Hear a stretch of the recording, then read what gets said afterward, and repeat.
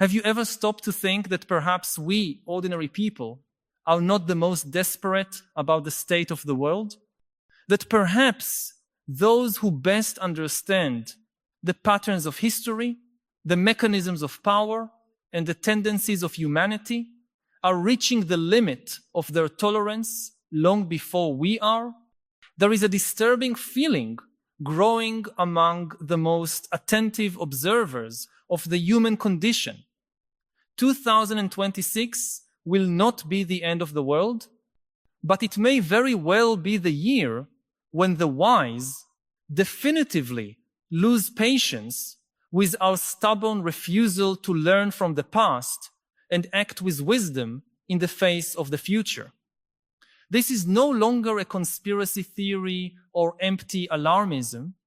It is the realization that there is a limit to the tolerance of those who dedicate their lives to understanding the great movements of civilization, and that this limit is being tested in ways unprecedented in human history. When we observe the trajectory of human wisdom over millennia, we discover a fascinating and disturbing pattern. In every great civilizational crisis, there have always been voices that warned of dangers, thinkers who identified fatal contradictions, scholars who mapped with frightening precision the paths that would lead to collapse or radical transformation, from Greek philosophers who predicted the decadence of city-states to ignored warnings about the conditions that would lead to the two great world wars. History is full of moments when wisdom spoke clearly, but was systematically ignored by most of the population and those in power. What makes our era particular is that for the first time in history, we have immediate and universal access to this wisdom, but our capacity to ignore it has also become more sophisticated and efficient. The 21st century brought a paradoxical democratization of knowledge combined with an equal democratization of voluntary ignorance. Never before have so many wise people had so much access to data, historical analyses, and forecasting tools, and never before have their warnings been so consistently dismissed or distorted by information systems that prioritize entertainment over education, confirmation over truth, and the immediate over the consequential. Climate scholars have been warning for decades about irreversible changes. Historians show with surgical precision how societies collapse when they ignore specific signs. Political philosophers describe exactly how democracies transform into authoritarianisms. And the most insightful technologists explain how the digital revolution can lead us to both liberation and total slavery. All these warnings are public, accessible, verifiable, and widely available. And all are routinely ignored or treated as opinions equivalent to any other in an era that confused relativism with wisdom. The patience of the wise has always been limited because their nature is to understand consequences before they manifest. It is a particular form of intellectual suffering to observe entire societies walking toward precipices that are clearly visible to those who possess adequate analytical tools. Imagine what an epidemiologist feels who spends years warning about the inevitability of a global pandemic only to be ignored until tragedy materializes and then be blamed for not having done enough. Consider the frustration of an economist who explains in detail how certain policies will lead to extreme inequality and social instability, only to see these policies implemented under popular applause. Think of the silent despair of a historian who recognizes precise patterns of polarization and radicalization that always preceded violent conflicts, but who is accused of pessimism when trying to share this knowledge with a society addicted to superficial optimism. The year 2026 emerges in this analysis not as a prophetic date, but as a symbolic milestone calculated based on the convergence of multiple trends that the most attentive observers have been tracking for decades. It is the moment when several crises that have been gestating over the last 15 years may simultaneously reach critical points. The climate crisis surpassing thresholds of irreversibility that have been clearly mapped by science, the democratic crisis reaching levels of polarization that historically precede institutional ruptures, the technological crisis reaching stages of power, concentration, and social manipulation that may make democratic resistance practically impossible, and the economic crisis achieving levels of inequality that always, in all documented history, resulted in massive social convulsions. The specific date is less important than recognizing that we are rapidly approaching a moment when multiple systemic pressures converge in ways that may make gradual and democratic changes impossible, forcing abrupt and potentially violent transformations. What distinguishes our historical moment is that, unlike past crises, where mass ignorance could be attributed to lack of access to information, we live in an era of informed ignorance and deliberate refusal of specialized knowledge. Social networks have created informational ecosystems where anyone can find information that confirms their pre-existing beliefs, however divorced from reality they may be, while commercial algorithms systematically amplify the most provocative and emotionally charged information at the expense of those more accurate and useful for collective decision-making. The result is that we live in the first civilization in history where humanity's accumulated wisdom is literally at anyone's fingertips, but where this same ease of access has created an illusion that all knowledge is equally valid and that specialization is just another form of opinion. This phenomenon has created an unprecedented situation for the wise of our era. Traditionally, they dealt with the frustration of not being able to communicate their discoveries to broad audiences due to technological or access limitations. Today, they face the paradox of being able to communicate with millions of people instantly, but discovering that this massive communication often results in greater resistance to their ideas, not greater acceptance. The clearer and more accessible their message becomes, the more it is attacked, distorted, or simply ignored by social systems that have evolved to resist information that challenges existing power structures or that demands significant behavioral changes from individuals. The technology that promised to democratize knowledge ended up also democratizing the capacity to reject knowledge. Artificial intelligence can be used both to accelerate scientific discoveries and to create convincing disinformation on an industrial scale. Digital platforms can connect people interested in learning with the world's best educators, but they can also radicalize individuals by isolating them in increasingly extreme confirmation bubbles. The same internet that allows a young person anywhere in the world to access the best universities and libraries also allows conspiracy theories to spread faster than any pandemic in human history.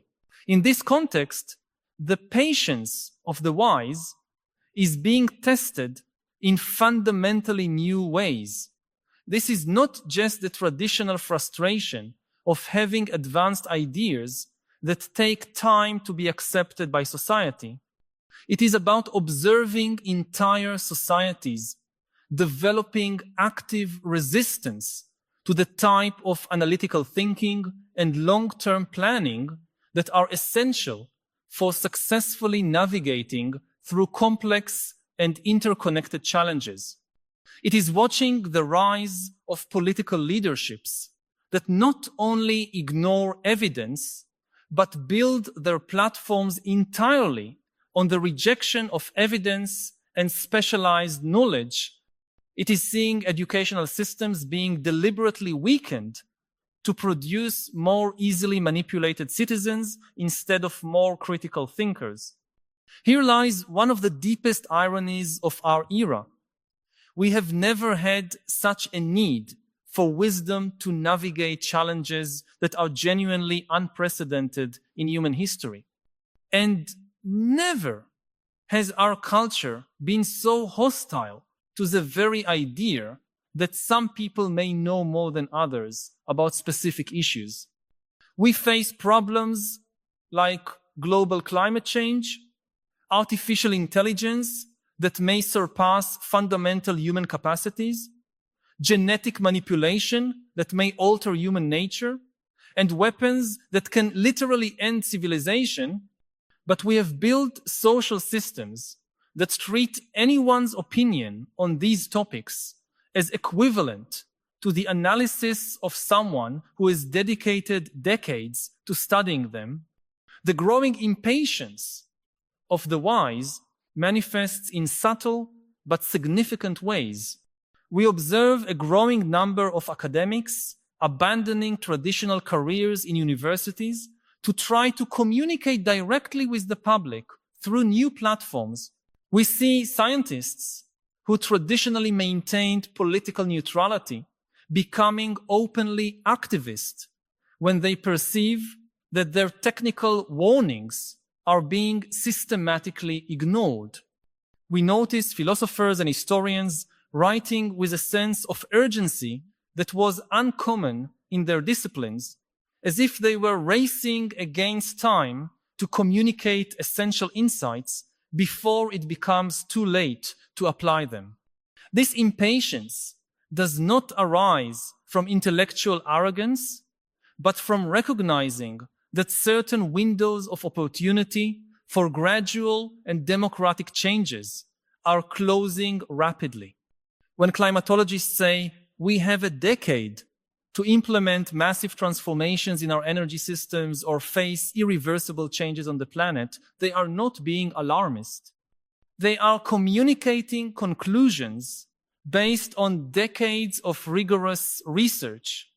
When historians observe that patterns of political polarization in contemporary democracies follow exactly the same trajectories that preceded democratic collapses in the past, they are not being pessimistic. They're applying the tools of their discipline to identify trends that society needs to understand in order to be able to alter them. The fundamental problem is that our attention economy systematically rewards those who offer comforting simplifications over those who present necessary complexities. It is easier to gain followers by telling people their instincts are correct than by explaining why reality is more complicated than it seems. It is more profitable to confirm existing prejudices than to challenge them with evidence that may be inconvenient. It is politically more advantageous to promise simple solutions to complex problems than to explain why complex problems require sophisticated solutions that may be initially painful or inconvenient. When we reach the point where expertise is viewed with suspicion and where doing your own research is considered equivalent to years of formal training and peer review, we create conditions where humanity's collective wisdom can no longer be effectively applied to humanity's collective challenges. This is not an abstract or academic problem. It is an existential threat to the civilizational project as a whole, because complex civilizations fundamentally depend on the ability to accumulate, preserve, and apply specialized knowledge to solve problems that are beyond any individual's capacity to solve alone. The date 2026, therefore, represents less a specific prediction than a recognition that we are rapidly approaching a moment when the accumulation of neglected crises may overcome our collective capacity for democratic and gradual response. It is when the patience of those who have dedicated their lives to understanding these patterns may finally be exhausted, not necessarily because they give up trying to help, but because the windows of opportunity for solutions that preserve both freedom and stability may have closed. Here we arrive at a disturbing question that is rarely discussed openly. What if the wise of our era decide that democracy as we practice it has become incompatible with civilizational survival? What if they conclude that systems that allow scientific truths to be treated as matters of political opinion are systems that cannot adequately deal with existential threats? This is not an advocacy for authoritarianism, but a recognition that systemic pressures may force choices that no one wants to make. Historically, when societies faced existential threats, there have always been tensions between freedom and survival, between slow democratic processes and needs for quick and coordinated action. The difference in our era is that threats are simultaneously more complex, more interconnected, and more urgent than anything humanity has ever faced, while our collective decision-making systems have become less capable of processing complex information and acting based on evidence rather than emotion. The impatience of the wise may manifest in various ways. Some may withdraw completely from public debate, concluding that their energies are better invested in preparing small groups to navigate what is coming instead of trying to save a civilization that does not want to be saved.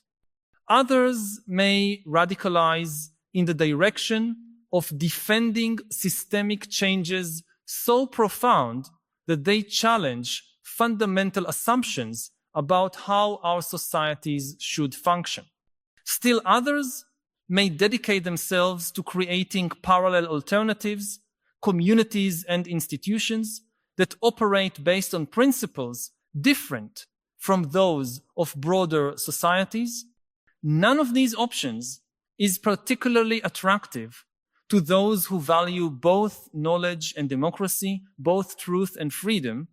But the reality is that systems that cannot incorporate wisdom into their operations do not survive indefinitely when facing challenges that require exactly that wisdom to be overcome.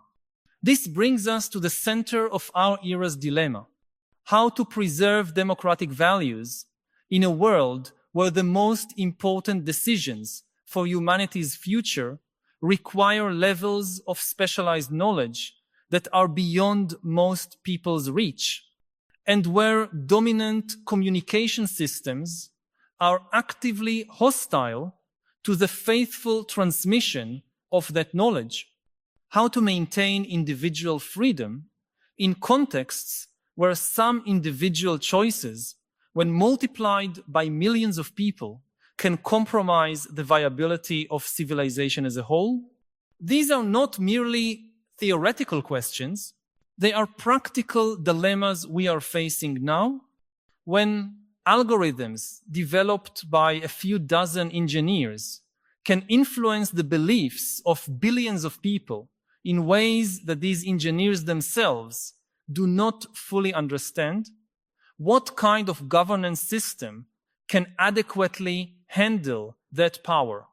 When climate change requires massive economic transformations that will affect all aspects of human life, but implementing these transformations voluntarily seems politically impossible in most democracies, what alternatives exist beyond authoritarian impositions or chaotic collapses? Traditional wisdom always taught that education is the answer to these dilemmas. If people understand problems better, they will make better choices. But what happens when educational systems themselves are captured by interests that benefit from maintaining ignorance? What happens when education itself becomes a political battlefield where teaching children to think critically is seen as indoctrination by groups that prefer them to learn to obey without questioning? We have reached the point where the patience of the wise is being tested not only by the difficulty of the problems we face, but by the active deterioration of the cultural and institutional tools we traditionally used to solve problems collectively. It is one thing to face a difficult challenge with functional institutions. It is something completely different to face multiple existential challenges simultaneously, while the very institutions that should help us face them are being deliberately sabotaged. Perhaps the clearest manifestation of this growing impatience is the change in tone of the writings and speeches of those who have dedicated their lives to studying human societies. There is a growing urgency, a frankness that sometimes borders on despair, a willingness to say inconvenient truths that previously would have been communicated in more diplomatic ways. When respected historians begin writing books with titles that include words like collapse and end, when climatologists abandon the cautious language of science to use terms like emergency and catastrophe, when political philosophers begin openly questioning whether democracy is compatible with long-term survival, we are witnessing something more than academic fashion changes. We are seeing evidence that those most qualified to assess our collective situation are reaching alarming conclusions. The central paradox of our era is that we have never needed collective wisdom more, and we have never had more difficulty accessing and applying it. We have the technical knowledge necessary to solve most of the problems we face. We know how to create sustainable energy systems. We know how to build more just economies. We know how to educate people to think critically. We know how to design technologies that enhance rather than diminish human capacity to make good choices. We know how to create institutions that are simultaneously democratic and effective. What seems beyond our capabilities is collectively implementing this knowledge in the face of systemic resistances that have become more powerful than the forces that traditionally promote positive change. I need to pause for a moment and ask you directly, When you observe the world around you, do you feel this same growing tension between what we know we need to do and what we seem collectively capable of doing? Do you recognize this particular frustration of seeing clear solutions to urgent problems, but also seeing how these solutions are systematically blocked or distorted by forces that benefit from maintaining the problems? Many of us carry this anxiety in silence, wondering if we are the ones seeing things in an excessively dramatic way, or if we are really living a historical moment unique in its complexity and urgency. If this tension resonates with your experience, share in the comments. I recognize this urgency when your perspective can help others feel less alone in this perception that something fundamental needs to change in how we make collective decisions, and that the time for these changes may be more limited than we would like to admit. The response of the wise to our current situation will not be uniform. Some will continue in the classical tradition of teaching and writing, trusting that important truths eventually find their way to practical application. Others may embrace more direct forms of activism, using their credentials and knowledge to influence politics in ways they traditionally avoided. Still others may focus on creating alternative models on a small scale, demonstrating that different ways of organizing societies are not only possible, but superior to dominant models. But there is also the most disturbing possibility that a significant portion of our era's wise may simply withdraw from the project of trying to reform or save existing societies, not out of cynicism or selfishness, but from a cold analysis that their limited energies may be better invested in other projects. This would represent a fundamental historical shift, because traditionally, the most capable intellectuals of a society dedicate at least part of their energies to improving that society. If this relationship is broken, the consequences for democratic society's capacity for self-correction and adaptation would be profound and potentially irreversible.